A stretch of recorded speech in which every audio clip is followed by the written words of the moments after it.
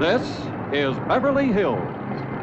And here come the Beverly Hillbillies.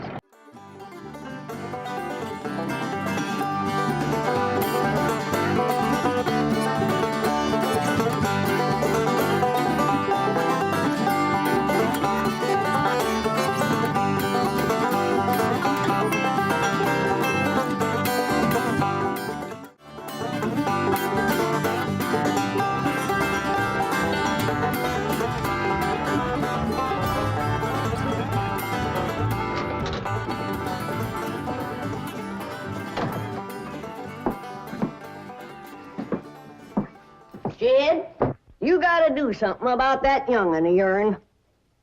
How'd that happen? Fighting with a bobcat. Get hurt? I reckon so. It went limping off on 3 legs. I swear, I don't know what I'm gonna do about that girl. Well, the first thing to do is to get her into a dress. She's getting too big to be wearing man's duds. Looky here. She's done popped the buttons off of her shirt again. Well, Elly May carries herself proud, with her shoulders throwed back. It ain't her shoulders that's popping these buttons. Fully growed up, rounded out, female woman. Time she started acting like one. Well, one of these days, some boy will come along and start courting her. They came courting when she was 12. What did she do? She whopped the tar out of them. Well, it ain't fitting. Girl running around as wild as a cougar, wrestling, fighting, and hunting. She ought to be doing woman's work. Helping me with the steel. Yeah, real? I'll speak to her. Oh, that reminds me. Better go down and stomp out the fire under that mess. Hold on now, Granny. You ain't gonna stomp out no fire like that, are you? Huh? Oh, of course not. Don't want to burn my shoes. Pa? Granny! Somebody open the door! Howdy, Pa. What you got there? Stranger? Where'd you get him? I beat him with a rock. What for? He was skulking around down by the slough. Figured he might be a revenuer. He ain't no revenuer. Then can I keep him? Of course not. Well, I caught him. That don't matter. Well, he won't be no trouble. I could keep him out in the smokehouse. Elly May, you can't keep people like they were dogs and cats. Ooh! Ooh! Ooh! Ow! Ooh, that hurts!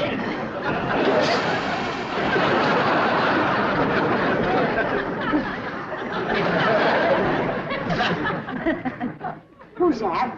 Some feller Elly found nosing around. Beamed him with the rock so it'd be easier to tote. Here, fellas from the petroleum company. What's a petroleum? I don't know. He asked me if he could do some wildcatting down by the slough.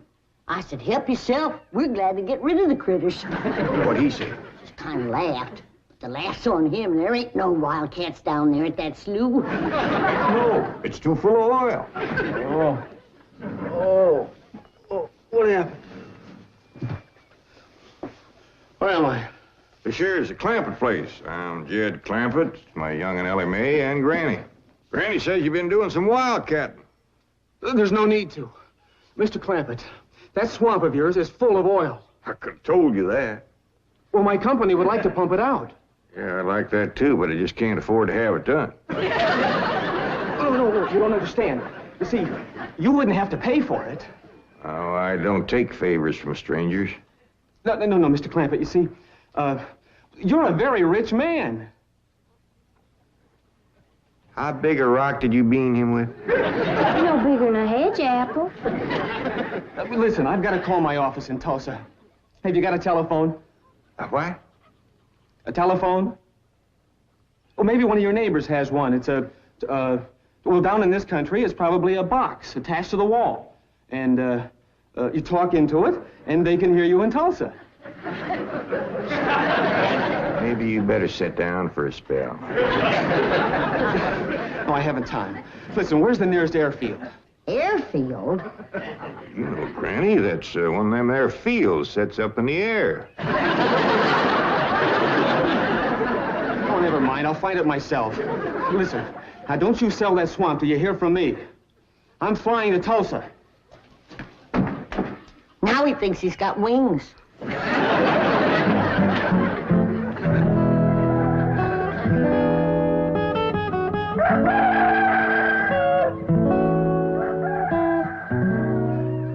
Morning, Granny.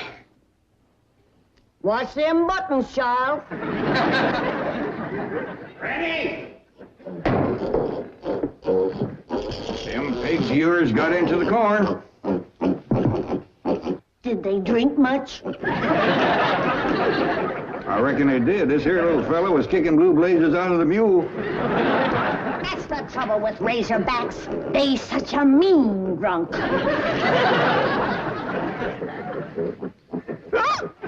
Yeah, this wouldn't happen if you'd stay in the house where you belong.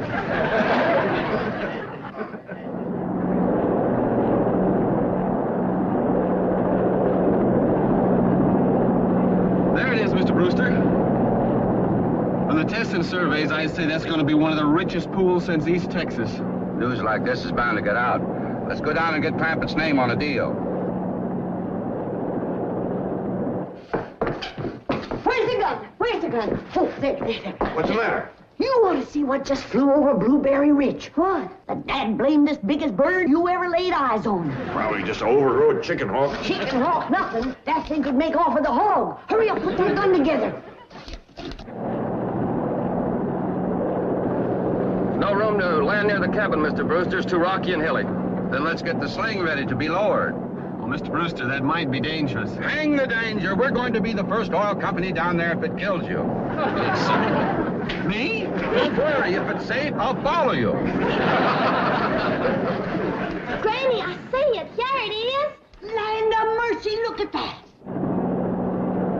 What you doing, Granny? That thing's only got one claw, but danged if it ain't grabbed up a man. Hurry, Pa, it's my stranger. Where is it? Just flew over the house. I'll get it on t'other side.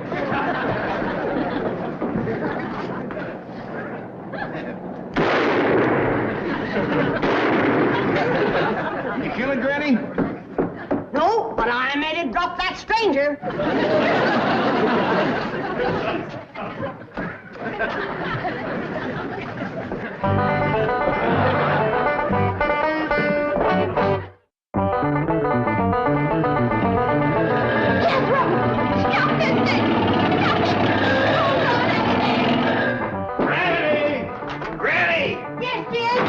Granny, grab a hold of something and hang on. Cousin Pearl and that overgrown son of hers is headed right for the cabin in that old truck. Heaven protect us.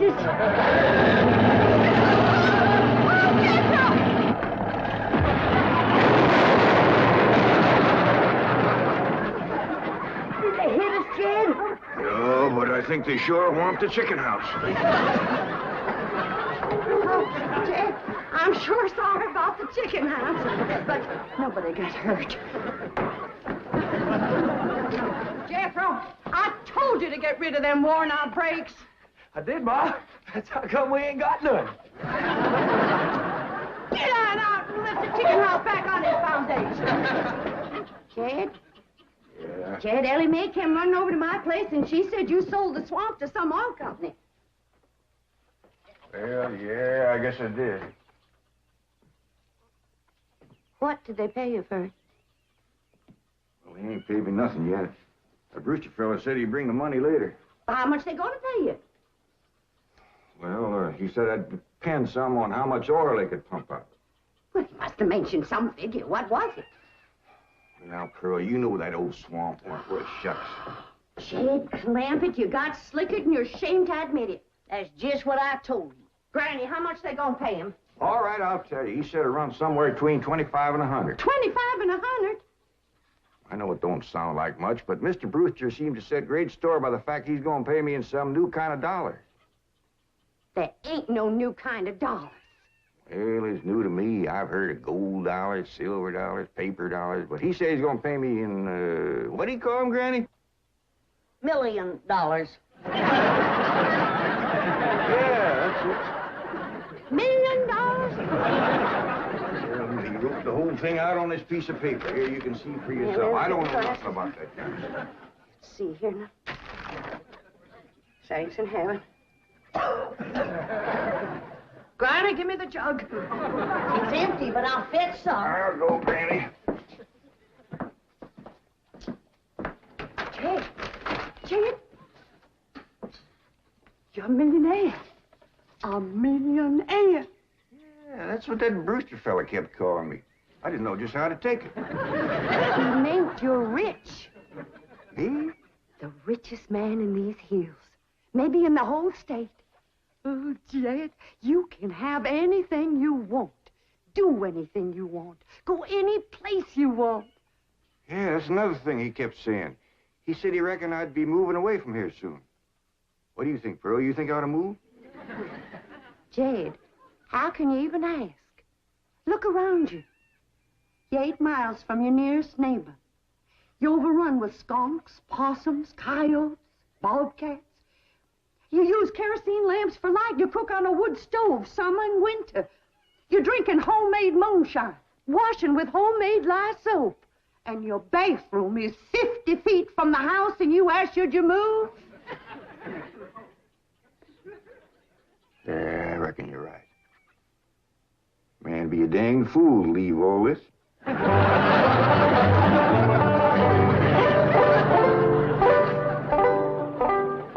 Oh, there you are, Jed. You misunderstood me. I meant you should move away. And you know where I'd go if I was you? Where? California. California? Yes, sir. Beverly Hills, California. Jed, remember the time that your pa took us to Eureka Springs to see the movie picture? Yeah. Well, the actors that make them movie pictures live in Beverly Hills. Go on. Yes, sir. Well, doggies. Wouldn't that be something? Living in the same neck of the woods with old town me. It sure would. And we could come visit you. You know what else they say about California? What? It don't get cold out there. What don't get cold out there? Nothing don't get cold out there. They don't have no snow or no ice. Can't they bring some in? They don't want it. That's why it'd be so good for Granny. Remember last winter when she slipped on the ice and broke her hip? Yeah, poor old woman. She was limping for 2 days. Well, that couldn't happen in California because they don't have no ice. How come? I don't know how come. But Granny'd sure like it, and we could visit you.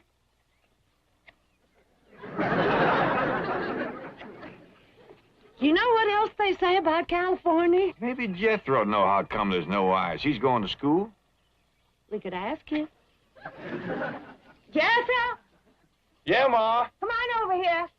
Speaking of school, Elly May could get herself a fine education out there in Beverly Hills. Yeah, Ma? Your rich uncle's got a question he'd like to ask you. What rich uncle, Ma? Your rich Uncle Jed. Jethro, how come there's no ice in California? Don't look at me. I didn't take it. You big jump. Well, I didn't, Ma. Oh, get out of here. Well, you always... I didn't mean... I was saying, Jed, folks claim California's got it all beat. Why, things grow twice as big out there. Jethro would be a whopper, wouldn't he? He could help you move. He's awful handy at lifting and toting, and he could drive you out in my truck. I tell you what, Pearl. I'm going to have to study on this. When that Brewster fella comes back, I'll ask him what he thinks. Well, your cousin is right about that, Mr. Clampett. Beverly Hills is a choice residential area, and lots of millionaires do settle there.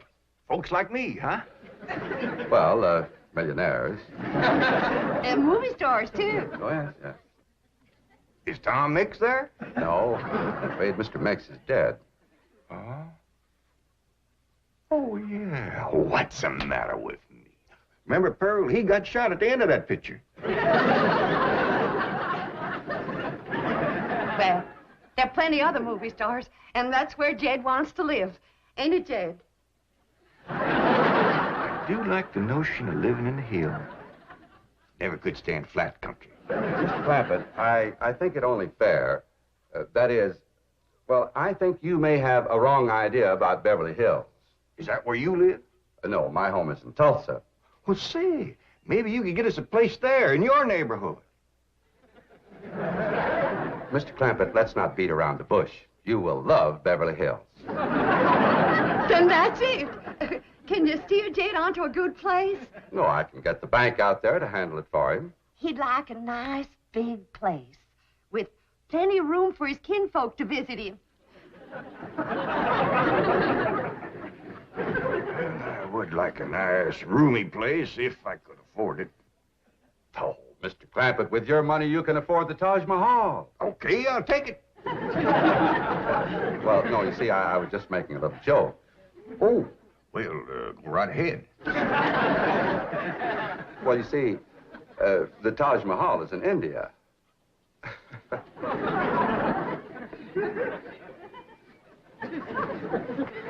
Mr. Brewster, you're a nice fella, but I've heard better jokes.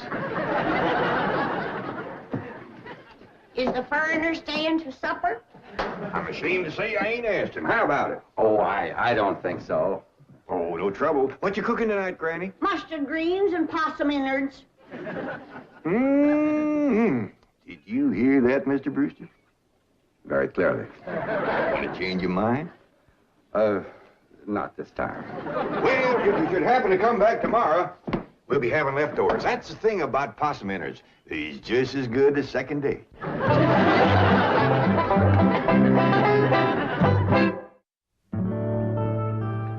Ellie, if old Duke sits there with you, there ain't gonna be room for Granny. Oh, that's all right, Paul. Granny ain't going. Who says she ain't? She says she ain't. That's right, Uncle Jed. She's a sitting on the back porch in her rocker, and she says that's as close to California as you're gonna get her. We'll see about that. Dang if I ain't got me the muliest women folk. We ain't never gonna get there.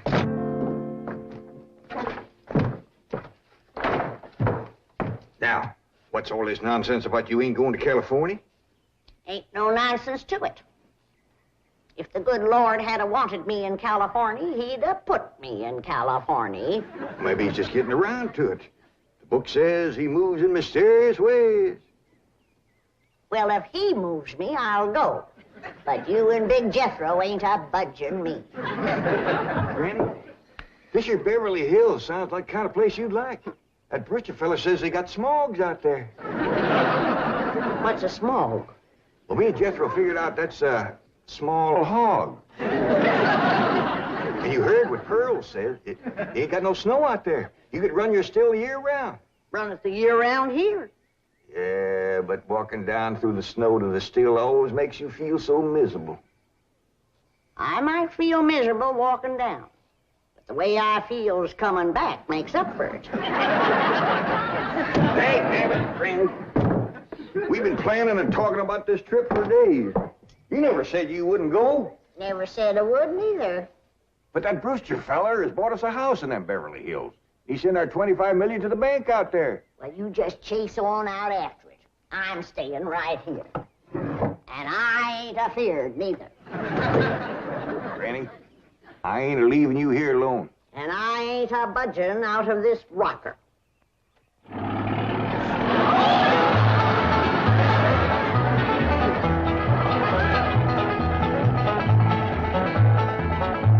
Jethro, what does that sign say? It says Beverly Hills. You hear that, Granny? We're there. They call them hills? Why, we got moles that can push up higher ridges than that. Well, leastways, these hills will be among our kind of folks.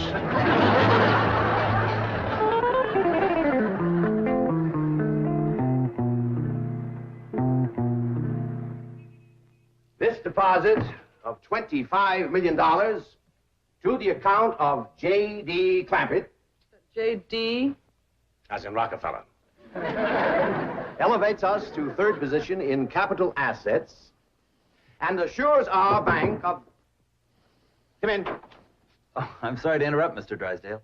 All right, Taylor. Well, are we all set to give the Clampetts a red carpet reception? Well, I'm afraid Mrs. Drysdale still isn't too happy, sir. Yes, I know. Oh, my wife is very upset that I got the estate next to ours for the Clampetts. Says I don't even know what kind of people they are. Do you? I know to the dollar what kind of people they are. They're my kind of people. Loaded.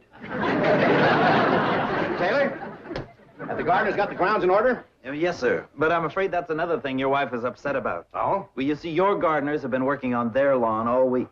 Why, they've mowed it, trimmed it, fed it, clipped it. I don't care if they lather it and shave it. This is the most beautiful mansion in Beverly Hills. I want every square inch of ground within those walls in apple pie... Oh. Yes? Oh, hello, Margaret. No, dear, I'm very What? Oh, good heavens, did you call the police? I'll be right there. What happened? The Clampett estate is being invaded by a band of outlaws. Invaded? Yes, they're holding the gardeners at gunpoint.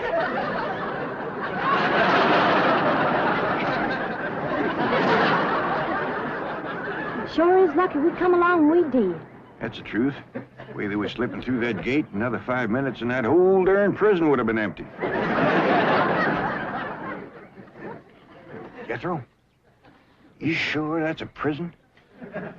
Yeah, Uncle Jed. I seen pictures.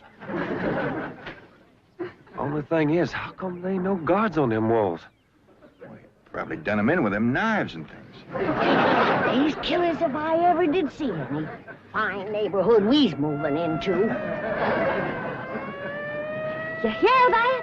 Hot diggity, there's bobcats in these hills. Them sirens! Somebody's calling the law. I reckon they's gonna be mighty grateful for what we done. Folks out here has got a strange way of showing they're grateful. You've locked up one of the richest men in the country. Mr. Clampett, I don't know how to apologize. I'm deeply humiliated. What have you cutthroats done with J.D. Clampett? I'm Jed Clampett, and I'd appreciate it if you let go of my Sunday shirt. You're J.D. Clampett, the oil millionaire? Yep. This here's my nephew, Jethro. Howdy. Quickly, man, unlock this cell. Mr. Clampett, on behalf of the entire city of Beverly Hills, I extend our deep and humble apologies for this unfortunate and embarrassing incident. Oh, I'm Milburn Drysdale, president of the Commerce Bank of Beverly Hills. My car is waiting to take you and your family to your new home. We want you to know how happy we are to have you, your handsome nephew, your lovely daughter, and your beautiful mother.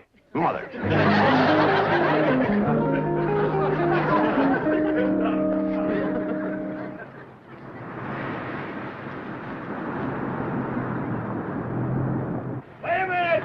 Stop this car! Mr. Drysdale, you tricked us. You just took us out of jail so you could bring us back up here to prison. Head for the hills, everybody! Oh, wait! Come back!